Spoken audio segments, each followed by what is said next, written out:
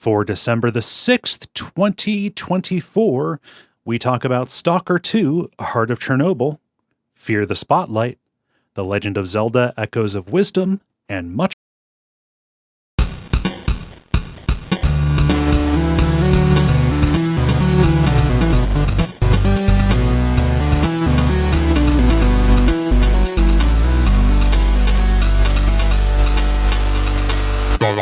My name is Cole Ross.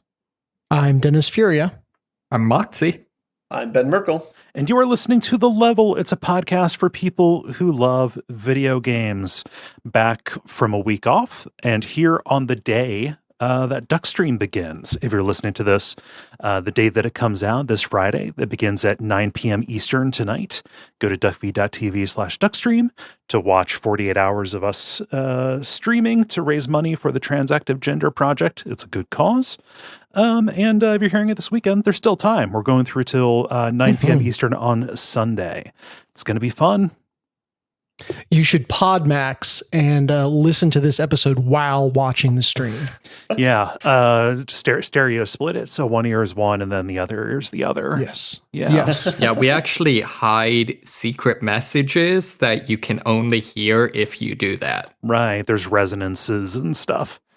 It's like if you start, what is the Pink Floyd album as you start Wizard of Oz. Yeah. It's kind of like Megalopolis, where one of us will complete the conversation of the other of us live. So, if only anybody in the world had ever seen Megalopolis. Limited I've reference. never even heard of it. Oh, it's just a real self-indulgent Francis Ford Coppola movie that came out this year. Yeah, it's just Francis Ford Coppola masturbating for 3.5 hours, I think. Ben, you're back. Yeah. Sorry I've been away so long. I threw out my back a month ago, and then I decided to throw it out another time in the same week. So gosh. Kind of put me down for the count for a while. So so you've been pretty much restricted, right? Like not able to go anywhere or do anything. Yeah, basically spent a couple weeks on a couch, and so got a lot of Switch time in is the upside of it. So yeah, but I'm slowly getting back to baseline. I'm moving around and kind of have a meager existence right now, but it's a lot better than it was a few weeks ago. But. Yeah, if you remember, like a few weeks ago, there was an episode where Ben was there for like the first part of it, and then just like midway through the grind, you just stopped hearing him. And we were like, "Yeah, sorry, he left." Yeah, that was that. Yeah, you can record the pain in real time, I guess. That sucks. It just overwrites everything. It's terrible. Yeah, and the thing that's like a bummer is I can't even pinpoint like what caused it. Like, there were like a few moments of pain like in the weekend before and stuff that I ignored. In hindsight, it was a terrible idea. But yeah, I don't know. What a bummer. Mm-hmm. You shouldn't have leaned forward and tilted your head in that direction. Classic rookie mistake. Yeah. The problem is you did something in your sleep, and if you didn't do that, then you would have been perfectly fine. So yeah. In conclusion, never sleep again. Never. I mean, that would fix the problem. Oh, anything eventually. Anything else that you've been up to? Like, what'd you do for Thanksgiving? Were you like good enough to like go to your girlfriend's or no plan? Originally I was supposed to go to the East Coast for Thanksgiving, so that got canceled. So I ended up having a more quiet Thanksgiving on the West Coast, but I had one of my old coworkers came over and we just had a chill Thanksgiving together. We watched Silence of the Lambs after sharing a Thanksgiving dinner. So. I mean, it's a very good movie, is the thing. It does really hold up. And the more times I watch it, the more I realize that like every scene has like a shot of the male gaze. And it's like, yeah, I don't know how I glossed over that like the first half dozen times I saw it. So, like on purpose, or like the guy who made it was a creeper? On purpose. Yeah. And okay. Even good. Oh no, it was made wokely. Like it is part of it is part of like the message of it is that Clarice is constantly underestimated. And by like male gaze is not like, scoping out her ass or anything. It is more that like the camera's kind of always looking down on her from like the point of view of like somebody in the scene. Okay. Yeah. Even like little cutaway shots of like the airport, her walking through the airport. Like there's scenes of like people like checking her out and that are like I'd never really noticed before this time. So yeah, it's remarkable. It's a remarkable film. On a somewhat related note, Francis Ford Coppola or whatever is apparently just a horrible person. Not great. Sorry, I'd never heard of him before, so I Googled. Well, in particular, I Googled that to see with the anyways, yeah, he's just an awful person. Yeah. Not is one unfortunate. of not one of the better people out there. Did you have anything else, Ben? No, that was about it. Yeah, I'm just happy to be back. Excited for Christmas coming up. That's about it. Cool. I will have a restrained grind this week just because I did get a lot of time in on video games, but yeah, obviously you got them banked up is the thing. So like, if you can portion them out, like you won't have like the embarrassing weeks that I do, where I'm like, I don't know, guys, I got nothing. I don't do stuff for fun. Oh gosh, Moxie, how about you? Yeah, so had a good Thanksgiving. Saw Wicked, which was quite good.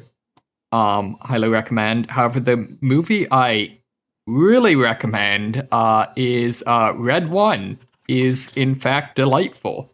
Oh, that's impossible. Yeah, I'm currently rating it. As it's dueling with Batman Returns for second best Christmas movie of all time. Okay. Whoa. Wow. I'm just surprised that Die Hard is third for you. No, Die Hard is is Rock first. Brutally murdered in it? Got it. Yeah, that's why it's dueling for second. No, honestly, what my pitch for it, for why it's amazing, is it does all of the normal like all the normal like, oh, this is Santa Claus, so like all of our gadgets are like toy and cookie themed, that sort of thing, except it manages to thread the needle of not being self-serious but also not just like smirking at the camera. Okay. Is that campy? Is that camp?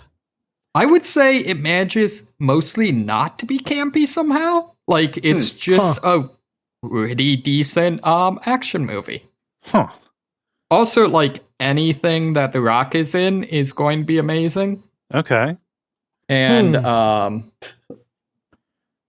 like quality wise or box office wise, because the latter is proven to be false for Red One. Yeah.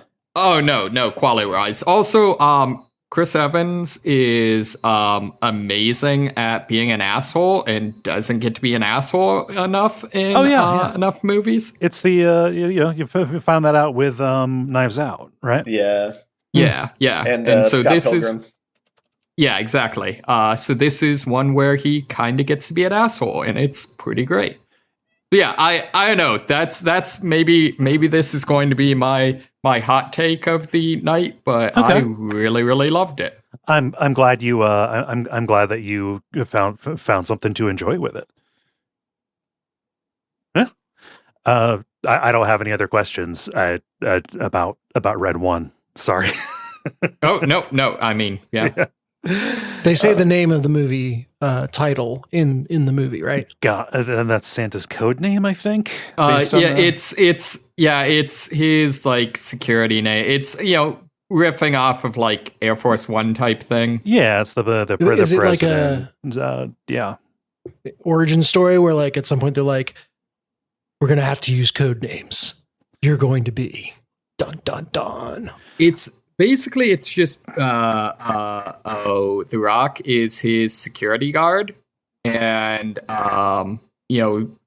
Santa Claus has entered the modern day, and so the North Pole has a full factory and a functional security system and all that stuff. So, yeah, it's a very silly movie, but still highly recommend. Fair enough. Cool. Dennis, how about you? Yeah, I had a great Thanksgiving. I didn't get to go see Wicked, but everyone else in the family did, other than Barrett, the toddler. And so it's been on our house, like on the Alexa, nonstop. Okay. Since then. So I feel like I've seen it just because I've heard the soundtrack start to finish, basically on loop since they went. I mean, you could do a lot worse. No, I mean, it's catchy. It is Wicked for a reason. It's notable for a reason. I've never seen the show, but I have a similar experience, just not with, speakers around the house, but with attending various auditions for parts in musicals. And that's great. At the time that I did it, I don't know if it's still the case, but like at the time that I did it, like every girl would just get up and their audition piece would be something from Wicked. So like you pretty much get the whole story from that. Yeah, you can piece it together. When I was living in New York, that was actually the only thing I went and saw on Broadway. No. Nice. I saw it in the Aronoff Center here in Cincinnati, and it didn't have the same effect. So I'm excited for the movie. Did they have the like completely gratuitous fire-breathing dragon that like never really gets used? Yep. Yeah, that was there. It was the road version of it though, and it was a version that could fit in a truck. Or get packed up in a truck fairly easily. But I'm just glad I'm not the only one who's like. Takeaway from that is, why was the dragon there? Apparently it features like prominently in the book, so yeah. Okay. I have the best story from Thanksgiving though. Kind of a smaller affair. Went to the in-laws. They're just a hop, skip, and a jump away. And we're all sitting around the table, and we're digging in, and one of the adults says, we should go around the table and all say something we're thankful for. And we'll go youngest to oldest. So Barrett, you start, 4-year-old. And he promptly gets up, he walks around the table, and then said something he was thankful for. We're like, well, we all have to do it now. Oh, geez. And that's how a tradition was born. I was going to say, you got a tradition now. You can't go back on that. But literally went around the table and said something he was thankful for. So we were cracking up about that for a good long while. Our funny discussion for Thanksgiving dinner this year is I convinced my parents to watch some of Delicious in Dungeon. Okay. Oh, wow. And actually enjoyed it. But so then we're at dinner, I hear my dad like explaining it to like my aunt or something. Like, oh yeah, it's a cooking show, but you can't actually cook any of it because it's all monsters. I wonder if that like it's strange that it hit for people who have no basis in Dungeons and Dragons. Because it plays so heavily. That show just plays so heavily in that in those tropes in that space. Everyone's got a for basis him, in the food, thing though. is like his retirement hobby he's picked up is cooking. Okay. So I think it was that angle. Okay. Mm-hmm. Huh. That's fun. Not bad. But yeah, toddler hijinks aside, I don't know. It feels a little weird for me on the school calendar to like be back in school for 3 weeks or 2.5 weeks or whatever it is, and then out again. It's like we all know nothing meaningful is going to get done in that time. No, maybe some exams. Mhm. Yeah. Wait, you're back in school? Well, the kids are. Oh, okay. I thought you were like living my nightmare. Well, I'm teaching, I guess, so that there is that. But Miami has a generous winter break. And in fact, they squeeze in a whole like mini term in there. So I'm off of my school or teaching for a good long while. The kids are going to go in and probably watch like Disney movies for half of their days. Yeah. I don't know. Oh yeah, that's totally just- yeah. It's a weird, like, I gotta go freeze my ass off at the bus stop every day. But hey, it's whatever. The way I look at it, it's teaching important life lessons. The kids need to learn that sometimes at work you just have to slack off because everyone knows that no work is happening, but you're also obligated to be there. This is fair. This is probably the best lesson they'll take away from this time. So Can I share a random memory that brings up that is not applicable? I mean, Sure, of course. Yeah. In 5th grade, we had a teacher who was pregnant and like put on a movie. I think it was like Home Alone 3 for the class, and then just went to her desk and put her head on the table. And like as a kid, not being able to process the context of the situation, I was just like, movie day, sweet. And then as an adult, I'm just like, oh, that poor woman. Yeah. I don't know though. If it was Home Alone 3, I think you were the real one suffering. Fair. Oh, I don't have an awful lot. Like Thanksgiving was fine. I don't have to go anywhere or anything really. But I've mostly just been in the Cyberpunk mines and in the preparing for Duckstream mines. Now, I saw you talking about your furnace being out. Oh yeah, that was just a minor annoyance. My house kept getting colder and colder on Sunday night. Oh no. Yeah, and I woke up and I was like, all right, so like the fans were blowing, but there was no heat coming out. And so I gutted it out through the night and then got the space heaters and called in. It was a quick repair. Like it was the furnace control board, like the motherboard for the furnace. They had a one that fit in stock, and everything's been fine since then. So okay. It's not really a story. It's just a thing broke, and then the people I usually have fix that thing fix it. Yeah, I saw the blue sky of the tail end of it. I guess I was like, oh God, yeah, this is the wrong weekend to discover that your heat doesn't work. Yeah. So thankfully it got sorted out. No, it's also the wrong weekend. I have what feels like the beginnings of an ear infection. Oh, that sucks. Oh, fuck that noise. Yeah. So I tried having doing because like Walgreens will, for like minor shit like that, they'll minor shit like that like Walgreens will do like an urgent care thing, but over the phone. And I was like, okay, yeah, they'll write a prescription for antibiotics and I'll get them in me. And oh gosh, yeah, they just they didn't pick up. I had to like get it refunded. I was waiting right up until the time the show was supposed to start. And so yeah. So fingers crossed. I'm gonna go to urgent care tomorrow. I may or may not have some antibiotics from earlier in the year that I'm taking now just to get the ball rolling. But yeah, we'll see how it goes. Jeez. Show goes on. Say you need to either not actually have an ear infection or go down hard and bounce back before Duckstream. Yeah. Also, that's not going to work because we're also crunching to have time off for Christmas as well. Fuck. So, yeah. It's all stuff it's nobody's making me do this shit. So, oh well. That's why I could complain, but nobody would feel bad for me. So I feel bad for you. Oh, okay. Yeah, well, ear infections suck. Yeah, no, I'm no stranger to them. I get them about once a year. It just sucks that this is running right up to it. Oh well, that's my sob story. We should talk about games. Yeah, we should. All right. Oh wait, no, there's like a whole thing that I do for that. I'm up for playing it fast and loose. Yeah. No, to do the games, we got to do the regular kind of show. What with the grind, the multiplayer, and the end boss. And why don't we get started with the grind? The grind, where we talk about the games we have been playing over the past period of time or so.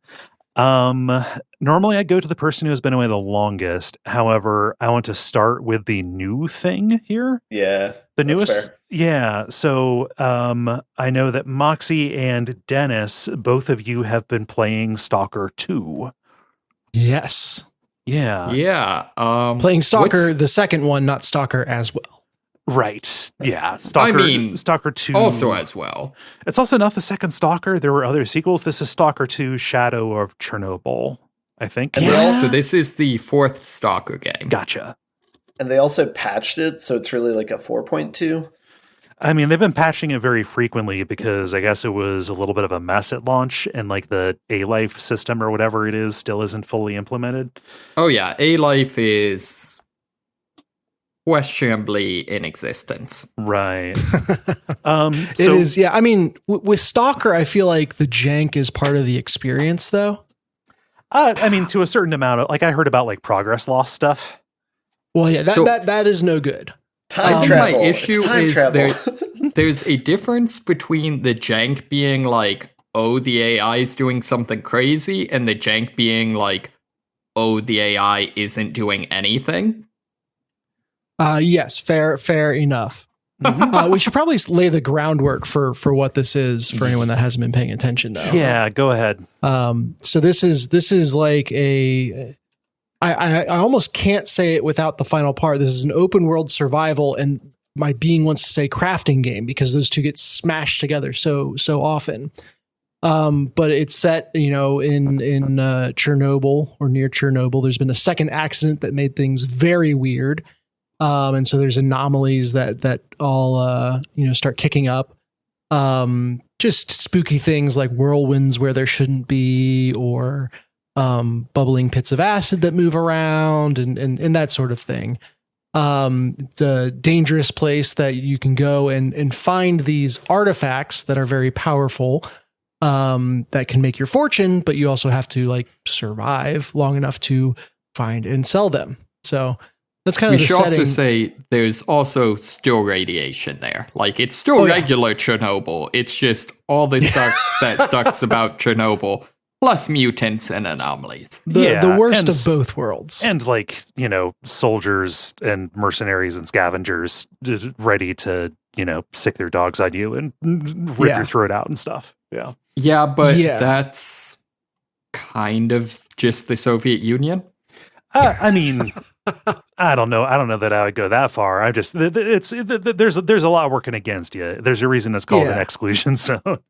Right. Yeah, exactly. So you are someone who, I guess, found an artifact outside of the zone, which is unheard of. And you've come into the zone to try to do something to it to kind of like basically make your fortune, and everything goes sideways. And everything in the game kind of spirals out from there. As you lose your artifact, you're doing things to try to get it back, and then you're getting pulled into all the drama between the factions and what's really going on and what should be done with the zone and all that.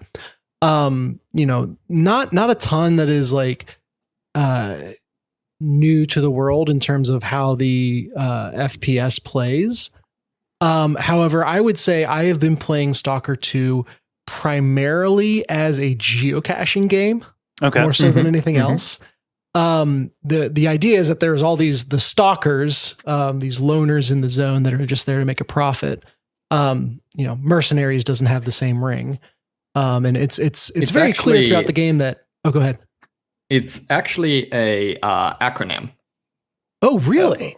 Yeah, it stands for Scavengers, Trespassers, Adventurers, Loners, Killers, Explorers, and Robbers. Oh, wow. I didn't know that. Yep. That makes it slightly more cool.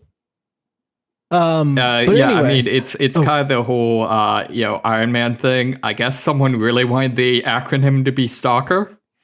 Yeah. Yeah. They very much did. I was going to say it's also fairly apparent that like it's made by a Ukrainian team, but that English is the second language.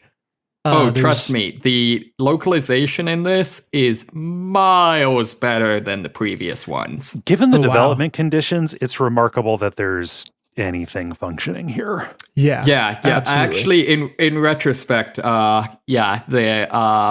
the joke I made about it being par for the course, people shooting and stuff, that I didn't think about the fact that that's actually what's going. So Well, sorry about that. Sorry, I did not consider that joke. My bad. Oh yeah. Are you all playing it in English or Russian with subtitles? I'm playing it. I'm playing it in English, although a lot of people recommend Ukrainian with subtitles. Mhm. Oh, maybe that's the only option. Yeah, I'm playing in English. I didn't realize there. Well, I mean, I guess there. I figured there would be other localizations. I didn't even think to go look for them. Yeah. It's but yeah, the previous games, the nearest I could tell is they wanted their intention of the localization in previous games was to emphasize like, oh, these are kind of, loose cannon, kind of, sort of edgy type people. But the way they approach that was basically frat bro. Mm. Oh no! Like the previous games, literally, "What's up, my bro?" Yeah.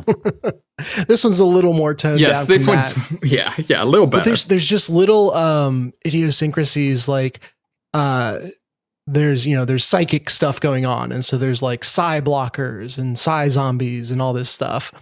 Only everyone says it C. Mm. There's some C radiation over here. No, that's and fine. it just Some of that it's could be like just difference in like legitimate difference in pronunciations. Oh, I've never heard it pronounced that way, but yeah, maybe.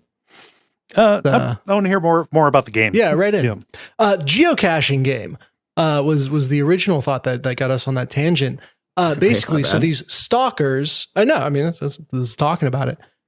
These stalkers like will stash their stuff in locations, and as you find their bodies or make corpses to find, you will find these PDAs that have the locations on them. Mark it on your map.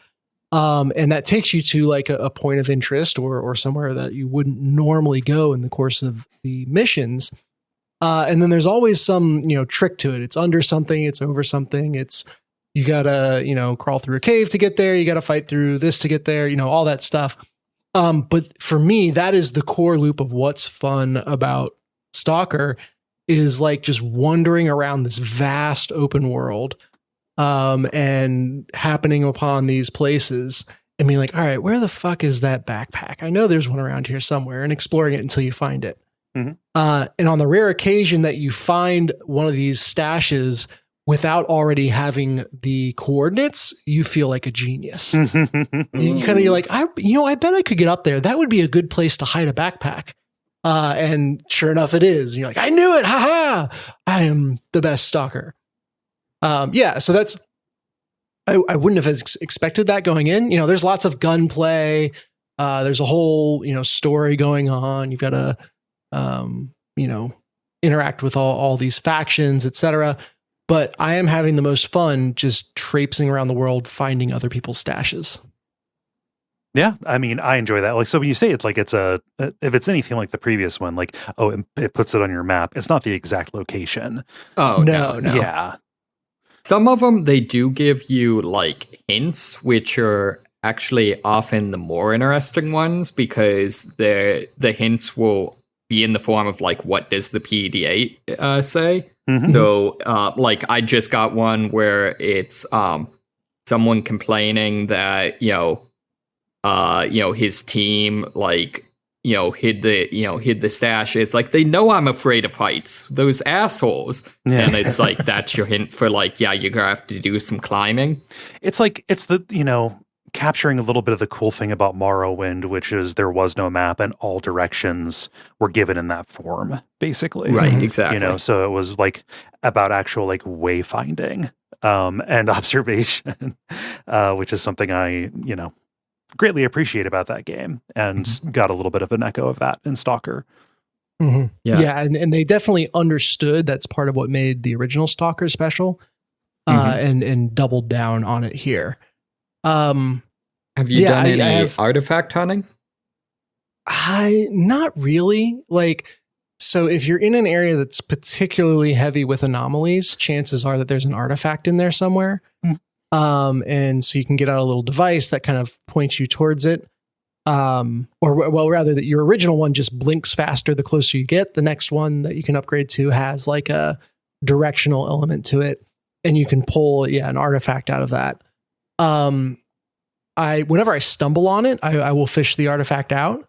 But I've seen there's like, side quests to go get additional artifacts that I've never really paid that much attention to. What about you? That's been my main money making adventure so far, and most of what I've been doing is hunting down the artifacts. Especially because they can be a little hit or miss in terms of actually using them. They, generally speaking, buff one of your resistances or, make it so you can have more stamina or, carry more weight, things like that. Mm-hmm. But they, most of them come with a downside, often the fact that they irradiate you, which tends to be a problem. Mm-hmm. However, if you get the right ones, they can really, really be game changers. So, like, getting a significant anti-radiation artifact can make it dramatically easier to deal with, parts of this game where you have to go through radioactive areas. Mm-hmm. Similarly, what I did in the first game is just loaded up on regeneration artifacts, which basically makes it so that, all of the incidental hits you get when, enemies are just laying down cover fire don't matter. So yeah, I've been doing a lot of artifact hunting. That's cool. I look for artifacts that increase my carry load, or I've been using artifacts that increase my carry load, because my primary way of making money has been, basically making and looting bodies. Right, exactly. And so being able to haul more guns back to sell is very useful. You can also upgrade your armor, mm-hmm. essentially, to have a lead container or multiple lead containers, and that will negate the negative effect of the artifact. Oh, I haven't seen that yet. That's nice. They don't. I assume it's not at the really expensive weight, right? Yes, and then also, so I haven't really engaged with the upgrade system in the previous game. There's a lot of you had to choose. You can get this grade or this upgrade. Did they go with that? Yeah, it's never felt like a hard choice for me. Mm-hmm. I guess. There are some places where it's like, oh, do you want thermal resistance or electrical resistance? And it's kind of like, flip a coin, whichever. But yeah, when you kind of go through the upgrade trees, there will be occasions where you're choosing one or the other. The way they communicate that, maybe a quibble about the game, is very confusing. Mm-hmm. It's so easy. It is an upgrade tree, and there are some choices that will lock out other choices. That is a solved problem in terms of communicating that clearly, and they make it very confusing. What's dependent on previous upgrades, what is going to lock out another upgrade, just isn't clear. Thankfully, there's an undo button, so if you choose an upgrade and you're like, oh, that just locked me out of something I was working towards, you can always just undo and go mm-hmm. back. One of the other things I kind of like is that some of the upgrades, not talking about the undo button, more like in the grand scheme of things, can't be undone. So things where if you take a shotgun and convert it to a sawed-off shotgun, you can't unsaw off the barrel. Mm-hmm. That's very fair. And a lot of those actually, there's a whole series of ones that are basically caliber switches on the guns, which is kind of cool. So it tends to be either, some of the really high-end guns that use specialized ammunition. You can switch to more common ammunition at the expense of, them not performing as well. Or alternately, some of the weaker guns, like your basic 9mm submachine gun, you can upgrade it to a 45 caliber or .45. Yeah. And similarly, all of the shotguns you can rifle to make that so they are dramatically more accurate, but can no longer use buckshot, can only use slugs, which is kind of cool. Yeah, it's the weapon system it kind of makes sense in that way. They just, don't communicate that as clearly as they could oftentimes, but it does kind of follow like that. Touching on, I want to call it crafting weapons, but you're not really crafting weapons. And in fact, you're not really crafting anything in the game, which to my surprise, I found to be a huge positive. Oh yeah. This is a, as I mentioned right at the top, this is a survival game. It's an FPS. It is not a crafting game in any way, shape, or form. I was You will worried never have about to chop. that, Yes, given what happened in the intervening years. Right. It's the norm. Survival crafting gets pushed together for a reason. Yeah. And the first time I killed like an attacking dog and walked up and saw that I couldn't loot it for fur, common, whatever. It was just this huge relief. Like, oh, see, that's actually one of my complaints with the game. You are crazy. So in previous games, they didn't have crafting systems, but when you killed mutants, you could loot parts that you could like sell to scientists. And so one of the things I don't like about this is like for almost every mutant, the correct answer is just to run away because it's not worth the ammunition. In this game, right? In this game, yeah. Well, I guess I hadn't thought to I have just kind of drawn a wide circle around where I knew there were mutants or sometimes other firefights. And it's nice that the game gives you that as an option. And I think, it is an option because I know there's nothing useful for me to loot off their bodies. Otherwise I would kind of feel obligated to go and like get the thing. How do you know where they are or where like firefights are? Do you just like hear the gunfire or see the radiation, or you hear the gunfire? And this is actually a part of the game that I really like because there's all these different factions. And I haven't heard. It sounds like you were alluding, Moxie, to the AI system not working the way it should. Yeah. So the stuff you're seeing in this game is about half of what's normally in like the previous games in that respect. Because like in this game, you will like when you're say walking by a building, hear gunfire and see bodies and stuff like that. However, in previous games, you would like stumble upon the aftermaths of fights that happened like half an hour ago when you were on the other side of the map. Okay. Or like, get radio, distress calls, stuff like that. So it is still somewhat, but very reduced. The other thing they've taken out, which I'm really hoping they add back in, is binoculars. That was a huge part of the previous game because, that allows you to really do the kind of planning your path, that sort of thing. Oh, see, I've rolled with a 4X scope since very early in the game, and so I just never thought. One? One of the missions. Oh, yeah, basically. Yeah. Which is interesting that we could have these completely different experiences of how it plays out. And I should say, what do you consider early in the game? Like, I just got to garbage.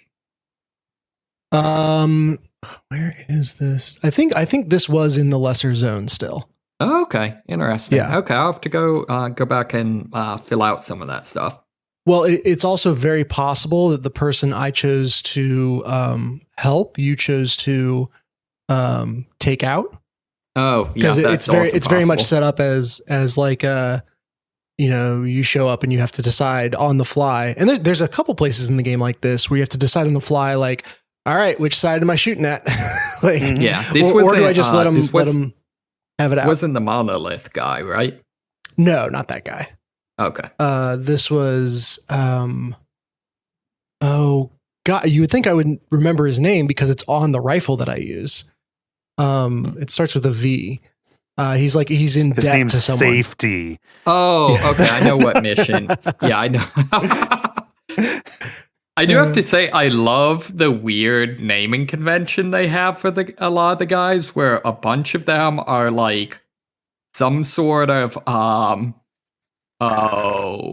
some sort of weird, like, well, not weird, like weird to me, some sort of Slavic first name, and then like their last name is just some like fairly common word. Mm-hmm. Yeah. So it'd be like Victor Saturday. Mm-hmm. Mm-hmm. Or occasionally you run into people that are just a nickname, like Mastiff. That is true. Yeah. But anyway, yeah, that 4X scope, I guess, has made the use of a binocular less pressing on my side. Mm-hmm. Mm-hmm. That makes sense. But yeah, in general, though, like you can upgrade your weapons, but you don't have to go and collect materials to be able to do so. Beyond the fact of earning money through selling stuff. Right. And I really appreciate that simplification. And I don't think now, like, it's made me realize I kind of hate crafting systems, because the thought of going back to a game really well, it's usually a bad thing. Yeah, like we can just not, people. Stalker 2 proves that. It's like, I don't know. I see some takes where people say like, "Oh man, Minecraft totally, totally ruined games by bringing crafting," and it's like, that's a different kind of like crafting problem, though, right? Right. Like, that's for making geometry and like actual, things. The crafting system that I am losing my fucking mind about and have always been against is the the Cyberpunk or the Horizon Zero Dawn. You picking up pieces of things instead of just finding like the cool thing, right?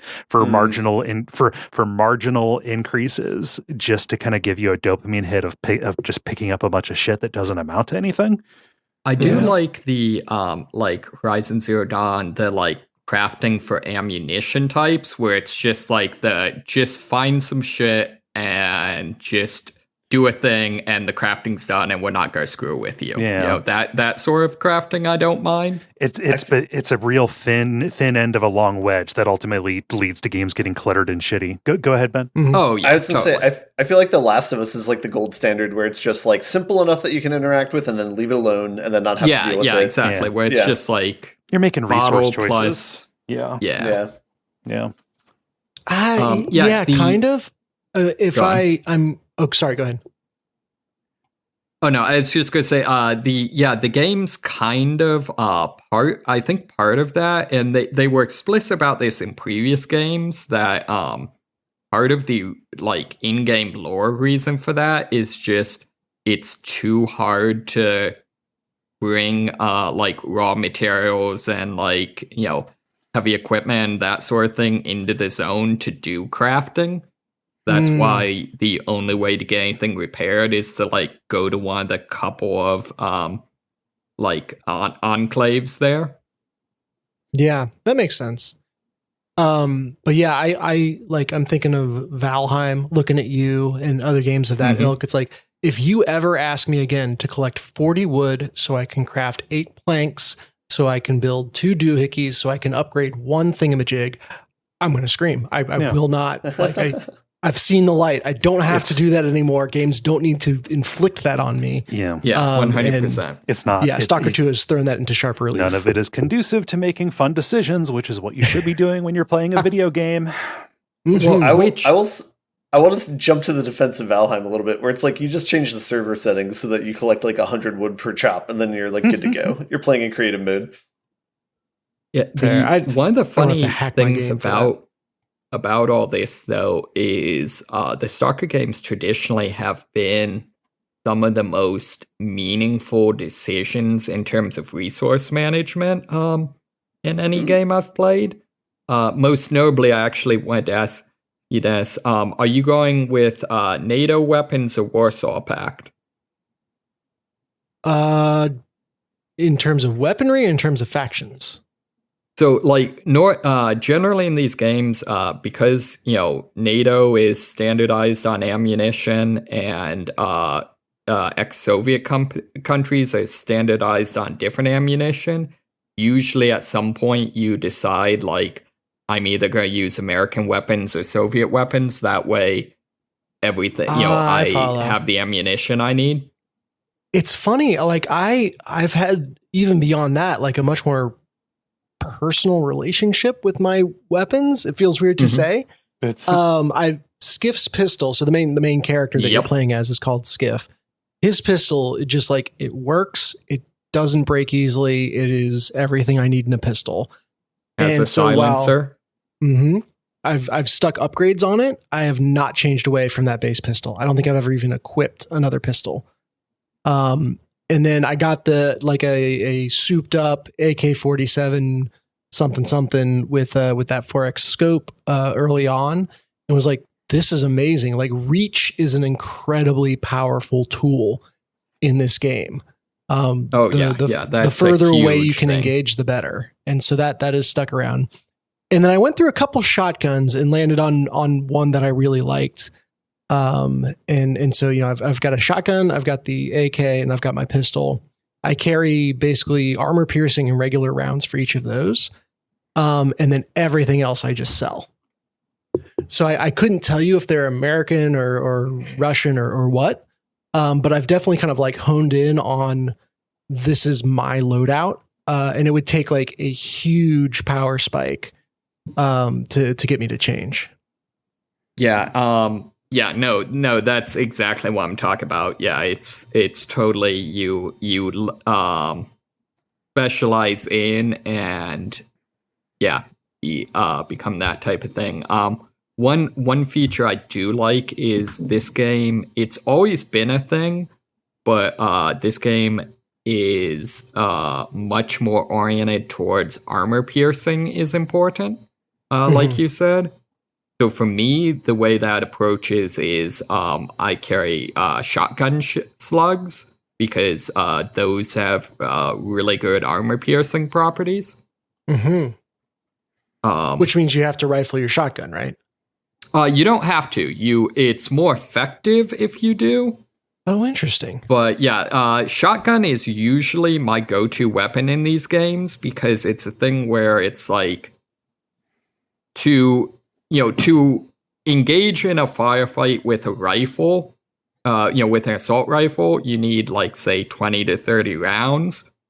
Whereas to engage meaningfully with a shotgun, you need one. And so it's a thing where, like, with a shotgun in a game where I'm worried about ammo conservation, any shotgun ammo I find is meaningful. Whereas, like, if I kill an enemy and he has like 10 assault rifle rounds, that's almost the same as having none. Yeah, it's like my aim is not good enough for that to be meaningful. Right, exactly. We're coming up on a half hour of having talked about this. Or is there anything else that, is there anything like kind of, final first impressions, I guess? Yeah, that's fair. I just have some fun stories, just about the jank and also like all that. So I can share those as a closing. I don't have any other big critiques of the game, I guess. Okay. Yeah. Cool. So to the whole, like, is this intentional or is this jank? There are times where I've discovered like a sign that if I could run past it and never see anything wrong, but because I was creeping or moving slowly, whatever, I've realized that sign is hovering slightly above the ground. Okay. Oh, yep. Yeah. And it's like, I would chalk this up to be a mistake, except there are other areas in the game where I very distinctly found stuff hovering off the ground in like a creepy way. Yeah. And it's like, that can just happen out there. And I have no idea if this is a bug or a geometry design oversight, or if this is because there's something weird going on. And you're just kind of always kept on your toes in that way. That sounds like a dream to a software engineer, where it's like, no bugs. Yeah. Yep. Yes, the hover signs are lore significant. So then just the pinnacle of that, there's a whole weather system that's part of this living world thing that we haven't really talked about. But I went on a mission where I had to go get this guy and collect this thing off of him. It deteriorated, and I wound up killing him. Oops. Which means I got the thing off him, but I was kind of worried. Like, this feels like they didn't ask me to kill him. In fact, I know there's people that would be very upset. And so in my mind, I was like, I'm going to pick up his body. You can pick up bodies. I'm just carrying it back to town. I'm going to have the body with me to show like what went down. And so I'm carrying this body back to town, and a lightning storm kind of crops up, and there's lightning striking around me, and I get hit by lightning, and the body evaporates. I hit by, oh shit, what was that? Oh, I got hit by lightning, I guess. And I healed myself back up, and I looked around, and the body was nowhere to be found. And I have no idea if it was supposed to get evaporated by the lightning, or if it just kind of bugged out and disappeared. But that was a very stalker moment of just like, it's a cool story. It was very kind of thematic with what was going on. Mm-hmm. Like, sorry, don't have a body to show you because it got struck by a lightning. Yeah, I feel like in the stalker world, they're probably like, yeah, that seems like something that would happen. Yeah. I do know this is a game that notoriously has that type of attention to detail, which is ironic with the jank, but like, for example, I think the first game, it would, when you got shot, it tracked like every piece of clothing the bullet traveled through to see how much damage you took. Wow. So getting shot through like your belt pouch would deal slightly less damage. That's amazing. Also, another kind of funny thing is if you have a double-barreled shotgun, it's actually possible to load different types of ammunition in each barrel. Ooh. Oh, that's fun. Yeah. Now you just need 2 triggers, though, like the old-fashioned double-barrel guns. Yeah. It's more of a whatever, but yeah. I think I'm trying to think. I don't know that I necessarily have any super silly stories so far. I have enjoyed that the Poltergeist is still in the game and it's still a lot of fun. And what are just those? in Because I don't general, know that I've encountered that. you haven't had anything just like start throwing boxes at you? Oh, I have. I just assumed that was an anomaly. No, there's actually a enemy. It's invisible, but there's actually an enemy doing that. Also, they are blind. They sense disturbances in electromagnetic field. So if they start doing that, if you just don't move, they can't actually tell where you are. Because they can only sense movement, just like the Tyrannosaurus. That's crazy. Now there are now 2 like distinct moments where I'm like, oh, that's what was going on. That's hilarious. Amazing. Cool. Yeah. Stalker 2. Stalker 2. I imagine there'll be more as you can, I mean, it's a huge game. Did either of you have anything else, or was it just Stalker? Nope, that's it. All Stalker all the time, baby. All Stalker all the time. Ben, gonna throw to you now. Yeah, I'm going to do chronological order.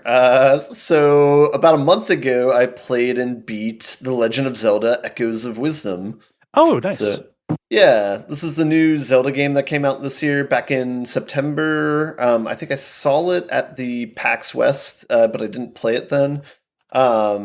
This is the one that should have been called Legend of Link. That would be a good name for it, yeah, because in the game you play as Zelda, which is it the first time that's happened? No, there was a CDI game where you could play as her. Okay. Through like the a whole first single one player. that's still canon, though. Yes. Gotcha. And I know there's like other Zeldas where you can briefly be Zelda, I think. But yeah, anyway. It kind of starts off with a reversal where you start off as Link, you find the Ganon equivalent, and you get imprisoned, and then it switches roles so that you're Zelda. It's kind of like Skyward Sword in the sense that there's purple stuff everywhere on the map, and that's kind of used to gate where you can go. And it's just the bad guys, spooky purple stuff. But to give more context, this is made by the same people who made the Link's Awakening remake from 2 or 3 years ago. Mm-hmm. So it's the same engine as that, presumably, or at least it looks the same style as that.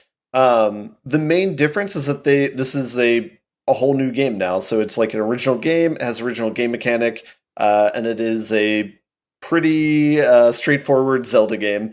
The unique mechanic of the game, you're given a Navi-like character, except it's like a star-shaped instead of a fairy-shaped.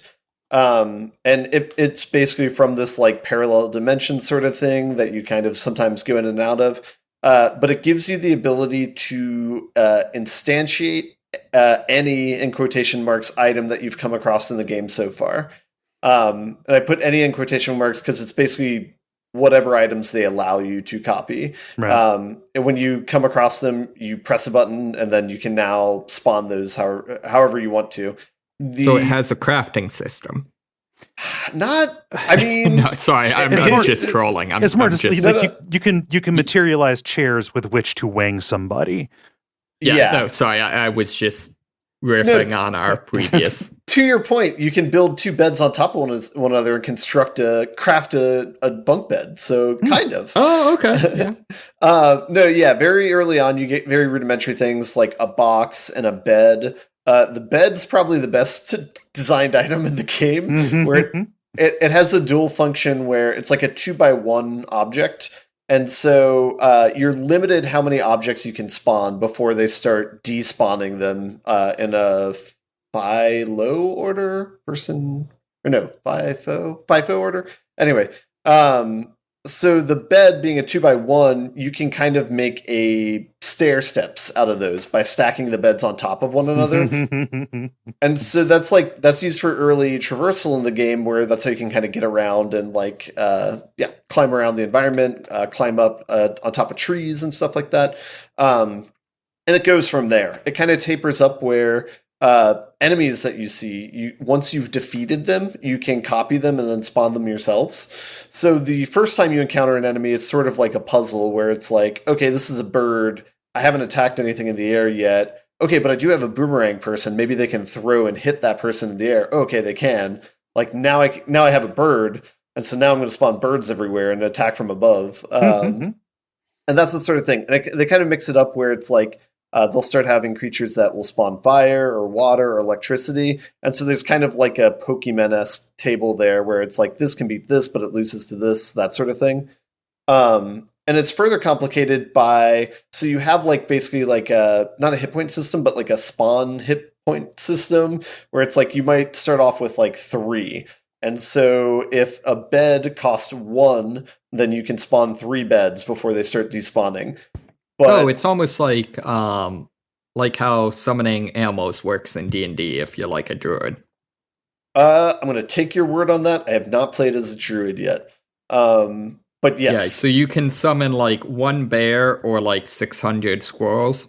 Yeah, exactly. Yeah, so some of the enemies that you start running into, you notice that they have a higher spawn cost. And so then the problem is like, okay, do I spawn 1 big person? Can they take all these people out? Or should I just spawn 3 birds and like see if that works? And that's kind of persists through the entire game. They do a good job of like introducing new enemies as the game goes along.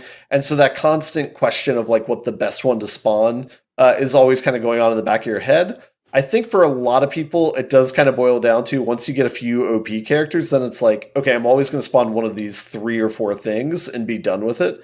But if you're more creative and more adventurous, there's a lot of room to play around there. So do you get to find out what is more powerful? 1 Lionel-sized cuckoo or 100 cuckoo-sized Lionels? The hit points don't go that high, okay, so we're gonna have to crack the game and figure it out. It wasn't a serious question. There was no way to answer that, but it should have been. Yeah. And so one of the good things about the game, or one of the high points about the game, is they bring dungeons kind of back to the game, which maybe I don't know if that's the correct way of saying it. I feel like some of the Zelda games, like especially the ones on the Switch, what's the most recent one that came out? It's not Skyward Sword. Tears of the Kingdom. Yeah. Yeah. Like with that one, it didn't feel like there's as well-defined dungeons in that game because it's kind of going for a different design. So it's fine. It's, they're trading it out. But here they have more defined, like there's going to be 6 or 7 dungeons that you face, and there's going to be some wrinkles with each one of them with the environment that tie it into the environment that you're in, and you'll learn a new mechanic while you're in the dungeon. So all that's kind of a return to form. I appreciated it. It's the dungeon quality doesn't reach the heights of like Twilight Princess or like Ocarina, but it's still like serviceable. It's still like 2D portable Zelda dungeons. They're a different thing. Yeah, and the 2D, it's sometimes 2D. Top down. Yeah. Well, they do a mix of 2D and 3D actually, so it is kind of interesting where it's like it'll be like you'll start 3D, you might climb down a ladder, and then it'll take you to a 2D world where you're just on a plane. So it's almost like Paper Mario. It's like side scrolling. People forget that part of Link's Awakening. Those were the cool parts where you're like fighting Goombas for some reason. Yeah, you're fighting Mario shit. Yeah. Yeah. And there's like different spawns that you have at this point that kind of help you in those areas. There's like spiders, for example, that will shoot a web to the ceiling, and then you can use that as a rope to like climb up into a place. So they do, I think, a remarkable job of not having you be able to break the game, given the amount of things to play around with. So I did appreciate that aspect of the game. And then one of the parts of the progressions is like as you're going through the dungeons, as a reward when you finally beat a dungeon, it'll increase your spawn power. So you start with like 3, but it eventually tapers up to like 6 by the end of the game. Mm-hmm. And so that gives you a lot more leeway to experiment, where it's like, oh, there's these monsters that I've collected that I can't spawn right now because they're too expensive. Like now I can. Mm-hmm. So like, haha. Or it could be like, oh, now I can spawn like 3 of these like pretty good items instead of just like 2. Yeah. So like that's kind of the math that you're playing around with in the game. Mm-hmm. Yeah. So that's more or less the game. It doesn't really have a deep storyline. It's not like it's not going to make you question anything playing it. I think its target audience is more like kids, but it is like a serviceable game, and it's a pretty enjoyable playthrough. Mm-hmm.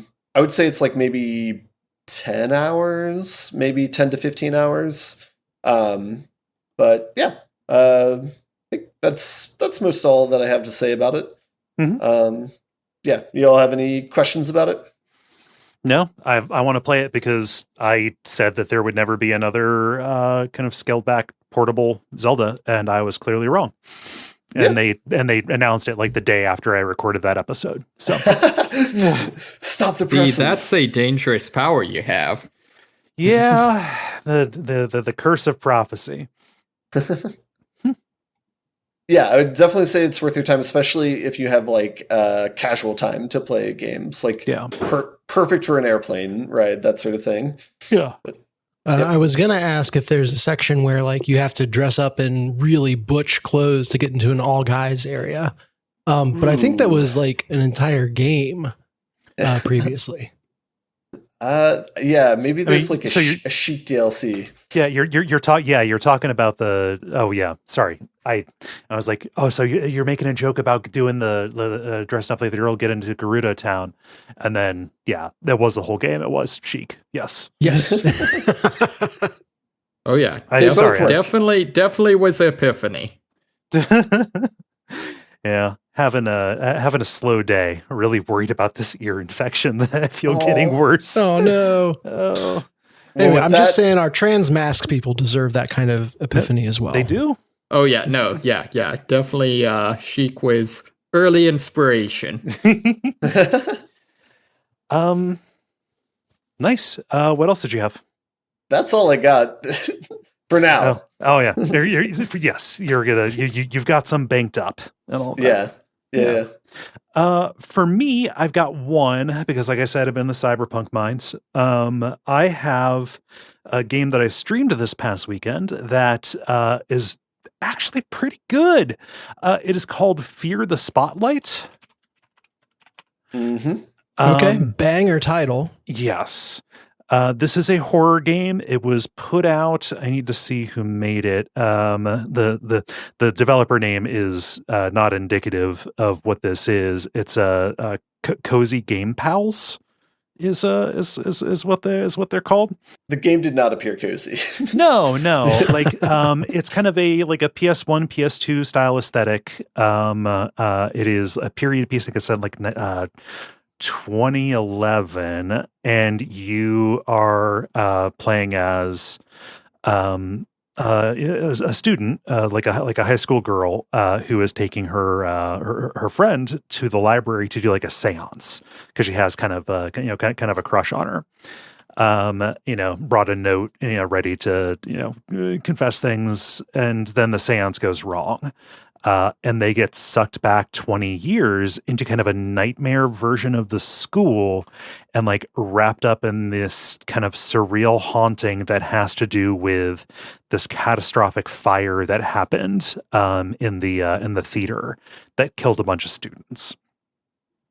So it is you playing as this girl named Vivian, going around the high school, solving some Silent Hill-esque puzzles, trying to get around. There's no combat, however, there is an enemy and a hazard, which is light.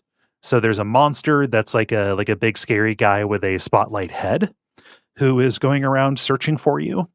And if you step into the spotlight, then Vivian's asthma gets worse. Like her asthma is like your Resident Evil health meter kind of thing. Oh, huh. And then there's also just like ambiently, there'll be like spotlights blaring through the ceiling that you need to like hide under tables in order to get around. And yeah, it's you trying to find your friend who has gone who has gone missing and kind of seems to be like embroiled in the haunting that is going on, possessed, taken over, things like that. There's not a lot I can say more about the story that won't spoil like cool stuff. The game isn't over when you think it is. Yeah, I just think that like it is this nice little midway point between like if you see like Crow Country as this very mechanical expression of classical, of like survival horror stuff, and you see Mouthwashing as this like cinematic, storytelling side of things. This kind of sits right in the middle where there are good and interesting puzzles and like neat tactile ways that you're interacting with items and things in the environment to figure out ways to proceed. It rests kind of like in the middle of those two things, which is really just my long way of saying this has been a really good year for indie horror. Yeah, I really liked the graphics. I'm not particularly a connoisseur of retro games, but struck me as very. I don't know. It was one of the few games I've seen that's doing the low poly aesthetic that didn't just end up looking ugly. Right. Yeah, I have affection for that kind of aesthetic. But yeah, this is kind of a higher fidelity version of that. To a degree. So that's why I say it's like PlayStation 1, PlayStation 2 kind of thing. This was a game that's kind of like right on the edge between those. And it makes sense because it is that throwback. You are going back in time. In the story, so it is not just entirely gratuitous.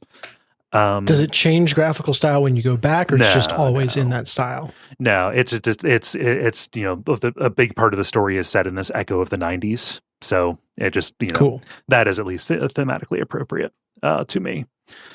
I do like that your character has perpetually like the anime glasses gleam. Yeah. Oh gosh, the main characters are really likable. You want to root for them, which is not always the case in a horror game where they go with the tragically flawed kind of protagonist kind of person.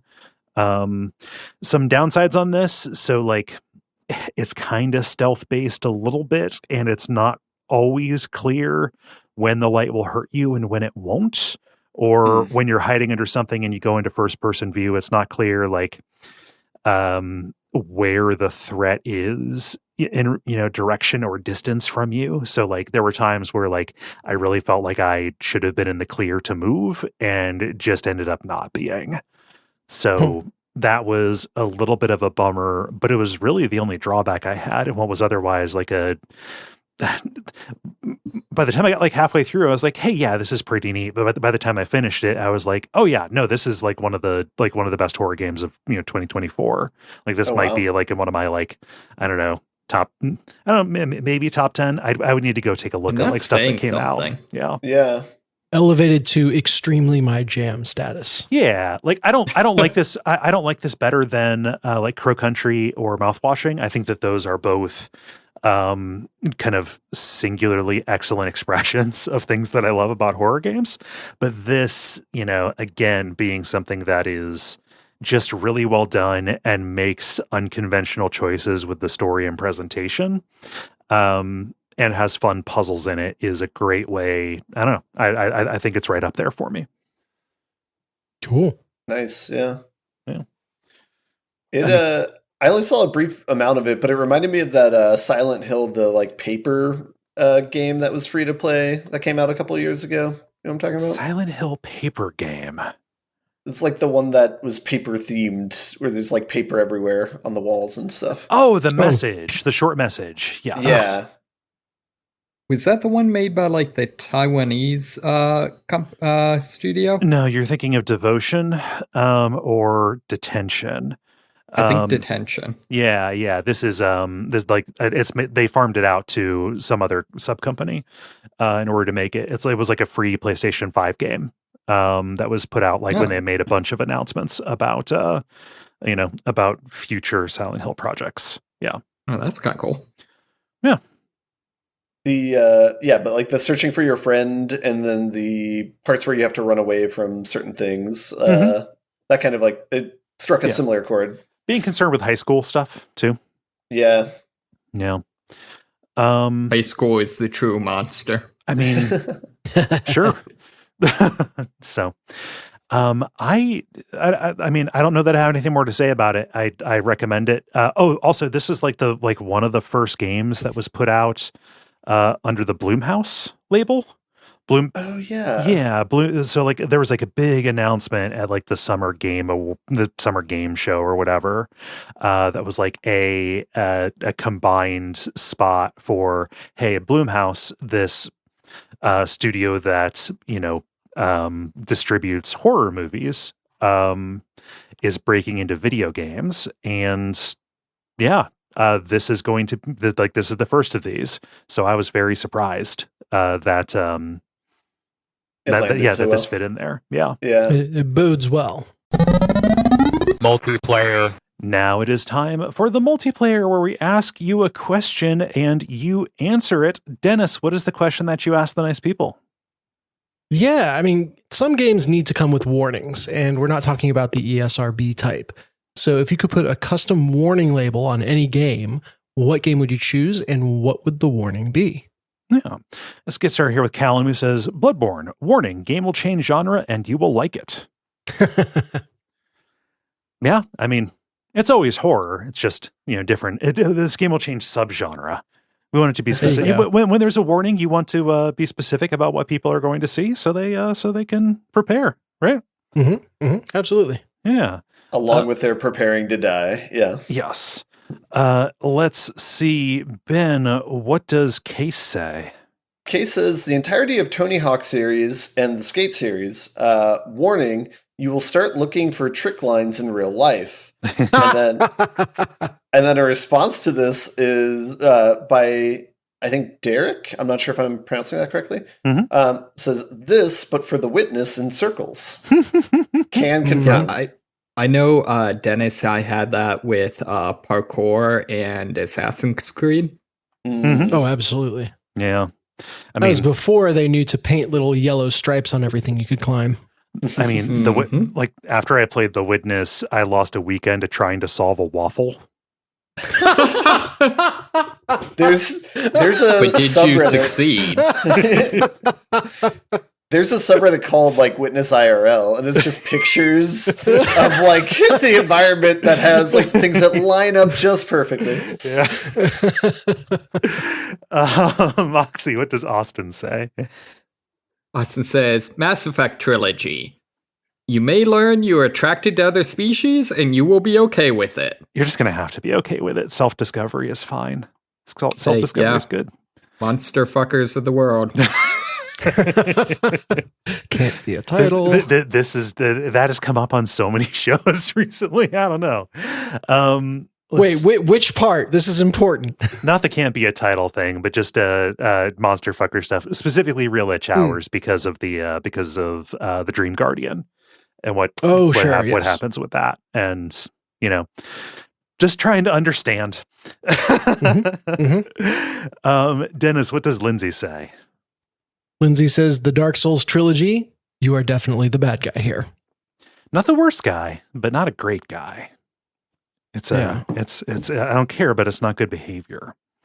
Look, are you a moral absolutist or are you dabble in shades of gray? Is bad a relative term? Also would be a good one for Shadow of the Colossus. Oh yeah, no, that is that is just text. Like that's technically a spoiler. Oh, is it? Yeah. No, not one that I care about. Like it's not like, oh, we need to edit that out. It's just, it's text. Read your name backwards. Jeremy says, Inscription, it's not what you think it is. In a few different ways. Yeah. Mm-hmm. Did you get to that point in Inscription yet, Dennis? It depends. I've gotten to the FMV section. Is this the card game? Yeah. Yeah. Well, and exploring. Yeah. Okay. So maybe not. That sounds like a no. Yeah. To me. Let's see. Ben, what does Peter say? Peter says, Kingdom Hearts. Series will give you terrible quotes for the rest of your life. Also, you'll have to buy a new console to be able to play almost every new game that comes out. Yeah. I'm still not writing out the possibility that Kingdom Hearts is an op. Somebody's trying to do something with that. It's not good. Moxie, what does Max say? Max says, Factorio, please remember to eat and drink water. Same with Satisfactory. I was going to say, quality of life in Satisfactory is they remind you every hour when you're playing that game now. And do they? Like, yeah, and so now it's like, hey, consider taking a break. And it's like, thank you, game. Thanks, that wow. is helpful. Oh, That's a good idea, game. Wish I had that back in early access. Jeez. Dennis, what does Ollie say? Ollie says, for the game The Last of Us, warning, you may become uncontrollably angry at the choice made at the end of the game. With choice in quotations, I might add. Right. It's a choice. It's definitely a choice. And then rounding out here with Lucy, who says, World of Warcraft, warning, may cause a collectathon compulsion or spontaneous elitism. Also been known to degrade your faith in fellow gamers. What's the spontaneous elitism thing? For the Horde, with Filthy Alliance. Oh, okay. I was thinking with a lot of the higher end raid groups got really, really judgy. That too. Yeah. I've got mine. Frostpunk. Warning, things don't always get better. Yeah. Yeah. Ben, how about you? I'm doing recency bias, but I'm going to say a warning on Silent Hill 2. The ending is going to fuck up your day. Yep. Yeah, even if you see it coming, huh? Yeah. Watching it on your stream, that was a rough night. It was the end of a really rough week too. Yeah. Yeah. Everything's a little raw there. Moxie, how about you? I think mine would be Pacific Drive and would be Caution may end up with the entire soundtrack stuck in your head. Yeah. I think when I streamed like the first level of the first few missions of that, I was in streaming mode, so none of the music was licensed. So yeah, that was a bit of a bummer. Which is funny because you can't buy any of the music. I think it would be tried. Weird that it would be copyright protected then. I don't know. Or enforced, rather. Yeah, people can have copyright on their work. Dennis, how about you? Yeah, for the XCOM games, warning will make 90% seem like a risky proposition for the rest of your life. 5% is more than you think. Yeah. Really is. Really is. Well, now that we are thoroughly warned, thank you everybody for responding, and thank you, Dennis, for putting this up. If you want to participate in this, you can go join the Duckfeed community group on Facebook and watch the prompts to go up on Monday afternoons. The end boss. Now it is time for the end boss. We talk about the things that are happening in the world of video games and how we feel about them. Dennis, what is happening with Roblox? Well, basically the same thing that happened with Epic a couple of years ago. They are firing shots at the Apple Store. Specifically, they are giving incentives for people to buy their Robux, I guess, whatever that is. But the in-game currency, It's French. To buy that anywhere but on the Apple Store. So get a gift card, buy it from a direct site, etc. They gave some mumbo jumbo about always looking for opportunities to share more with our community on all platforms. For their reason, the real reason is Apple takes a 30% cut. Yeah.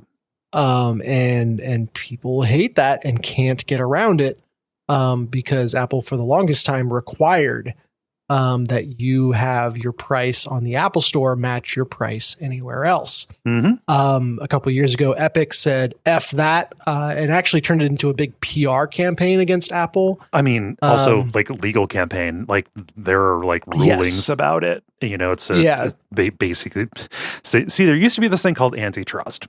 And yeah, people used to actually like take it seriously. So it was a huge pissing match. It was kind of a whoever wins, we lose kind of situation.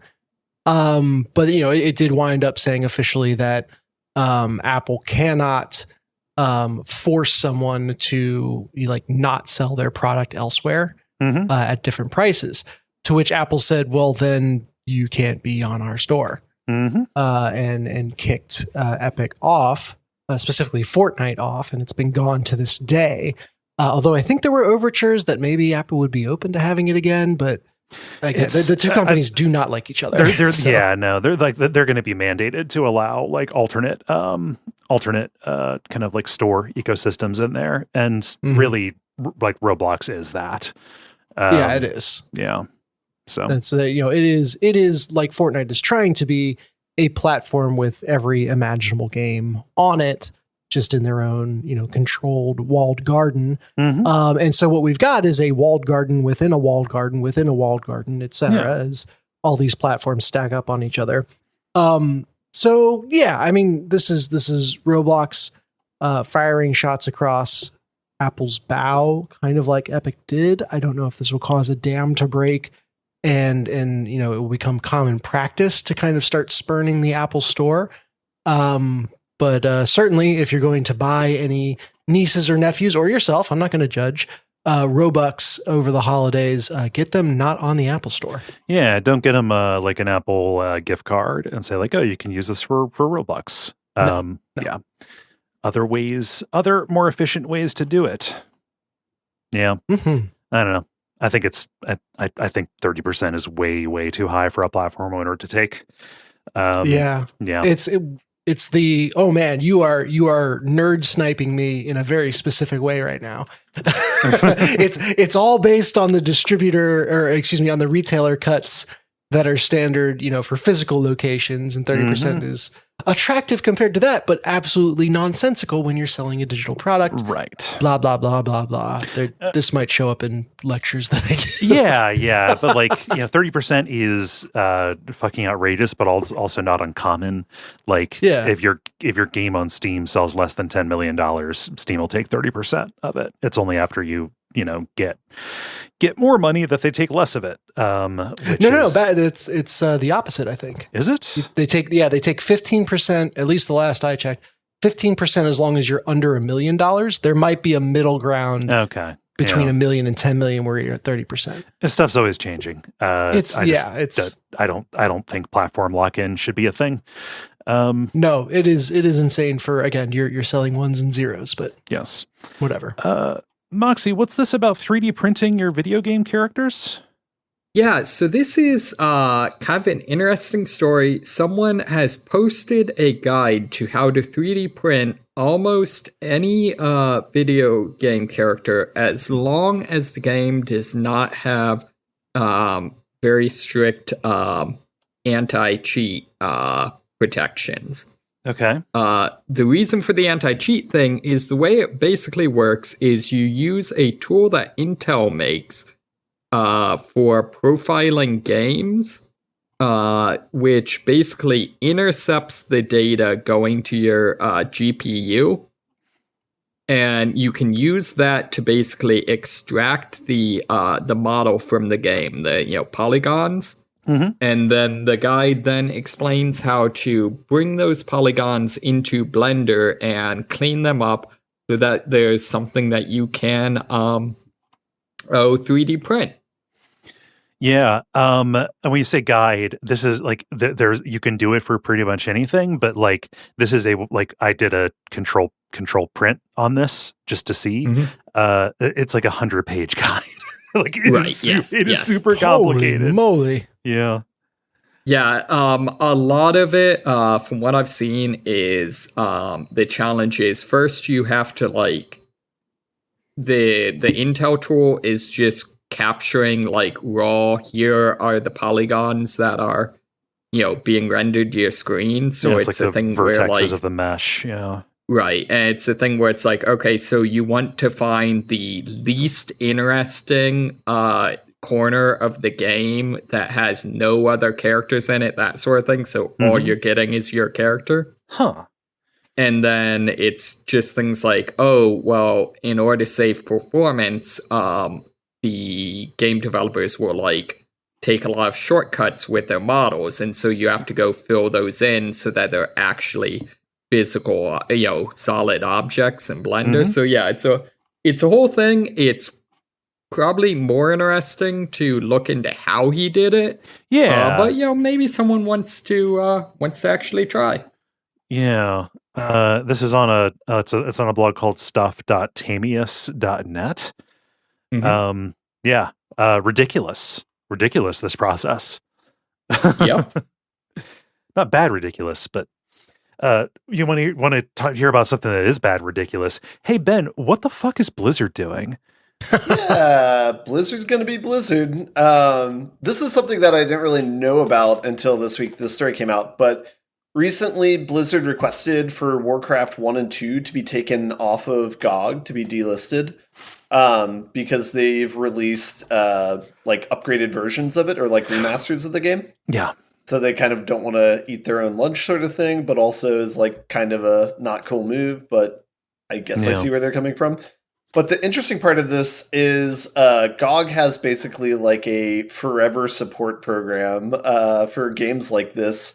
They only have, I think, maybe 20 so far, where they basically say that these are going to be forever games where they will continue to support them with whatever new operating systems come out and whatever new hardware comes out.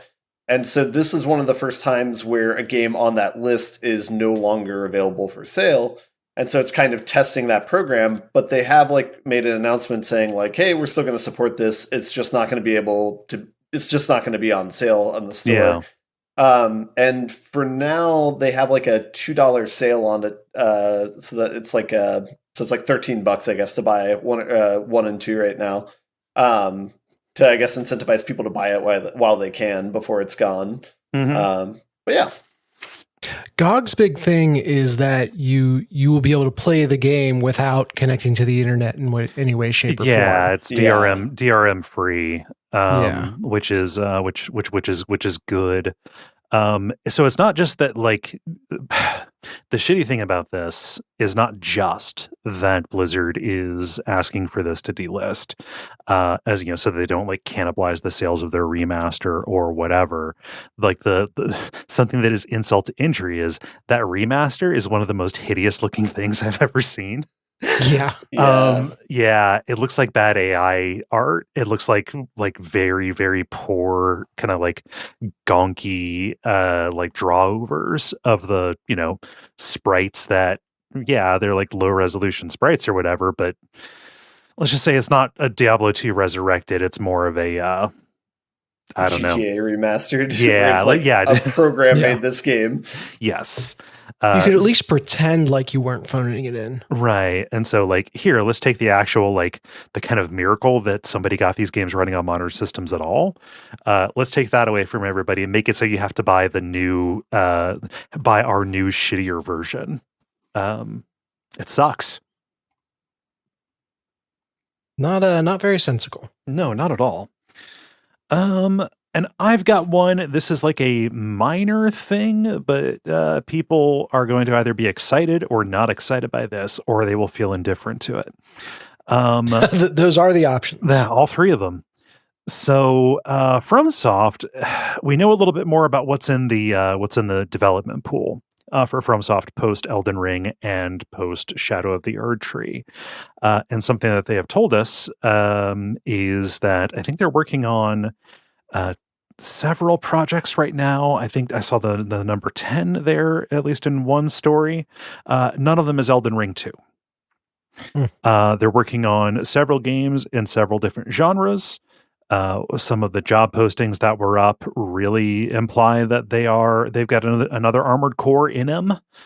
But yeah, no Elden Ring 2, though they have not ruled out revisiting it. I'm perfectly fine with this. As much as I like Elden Ring, think it's a good game. I don't know. FromSoft is they do really good work when they're making new shit.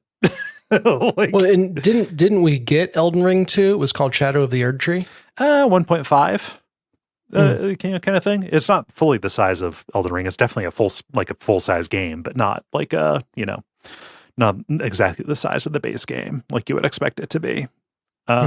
But it took several years. It took several years for it to for Shadow of the Erd Tree to come together. Yeah. So yeah, this is just a check in, telling you what to expect. I hope that we get something in a cool new IP with a new kind of story, etc. Or an extent, just bring us a new Kingsfield game. It's been 23 years. Cowards. Yeah, no, I mean it's implied. It's the implied, you cowards. Yeah. So yeah, that's my story. How does everybody feel about butting it up? Let's button. The credits. Ben had to go sit down, so we're gonna be. Poor Ben. Yeah. Gosh. He said he was working all day too. Yeah, it makes sense. But thank you so much for listening, everybody. Thank you so much for listening, everybody, to this week's episode. If you're listening to this the day or the weekend that it comes out, head on over to Duckfeed.tv/Duckstream. Tune in, chip in if you can. It's a great cause. And help spread the word if you have any kind of audience or platform. We need to get butts and seats. Make it a good time. Yeah. Heck yeah. Yeah. That's the only thing I want to promote. Oh, go ahead. I was going to say the level specifically. Are we announcing schedule stuff, or we're keeping? Yeah. The level multiplayer stuff is going to be happening toward the end of Sunday. From 6 p.m. Eastern to 9 p.m. Eastern is our like multiplayer block. With at least one game that I know for sure we're going to do is Pico Park 2. God help us. Hopefully we leave this weekend being friends still. Yeah, that was fun. So should be a good time. But yeah, I'm taking up the day shifts. I'm playing Resident Evil 2 with about as many mods as it can bear. And it's going to be ridiculous. And then nighttime over in Portland, they've got their own ridiculous stuff going on. Excellent. Is there anything I'm forgetting? Don't believe so. Okay. I've been Cole Ross. You can find me on Cole Ross on Blue Sky. I've been Dennis Furia. You can find me at Furia Games on Blue Sky. I'm Moxie. And I've been Ben Merkel. And stick around for some titles.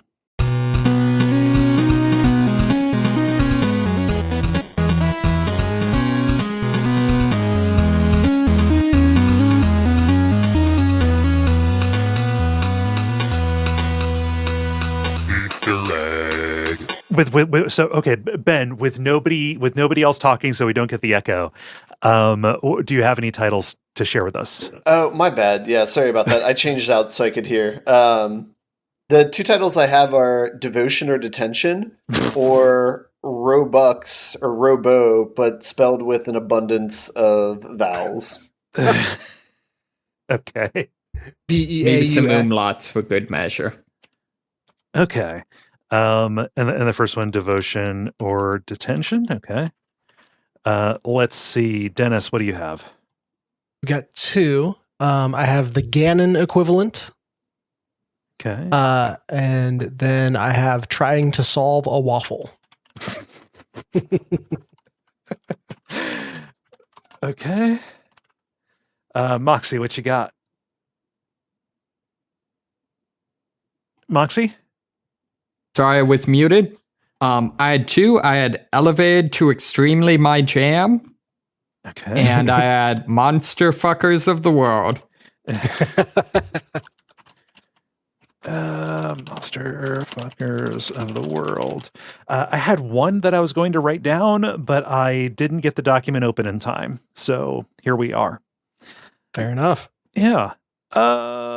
I really like Trying to Solve a Waffle. I was proud of that Yeah. one. I know That's pretty good. I know it's a dick move to pick my own. No, it should happen about a quarter of the time. Okay. Any objections? No, that's my favorite as well. All right, it is decided.